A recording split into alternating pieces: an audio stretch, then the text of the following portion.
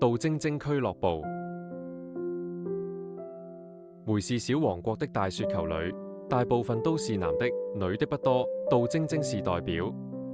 她是一個成功的女子，認識她時就已經是時裝界女強人。最棒的是煮得一手好菜，快、豐富、味道一流。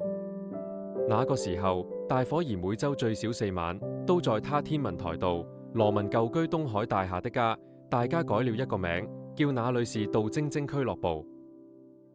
她的雪櫃永遠都有很多材料。Anita 最愛喝湯，她就把頭藏在雪櫃裏玩尋寶遊戲，找到什麼就放進去煲湯。我們常說，雪櫃裏有麥維他消化餅，也被她掉進去煲湯。一伙人叫她臭八婆，她什麼都要管，要知，要八。另一伙人叫她後仔乸。Anita 對人的照顧是兄弟姐妹的照顧，後仔乸嘛是老媽子的照顧。她永遠都是說了拜拜，站在街上吹西北風的時候，就有最多問題要問，問的都是雞毛蒜皮的事。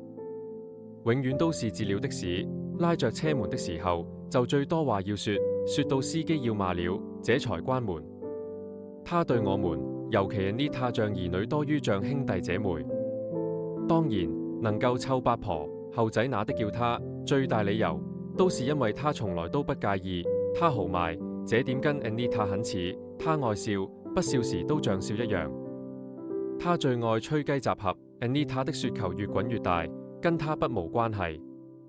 曾經有一段時間，晶晶與前男朋友汪宇分手之後，到日本留學3年。Anita 與他就像分飛燕一樣，依依不捨，每天煲爆長途電話。Anita 的女兒情懷都是與晶晶融融私語的分享。Anita 發病以來，晶晶一直陪伴在側，不離不棄。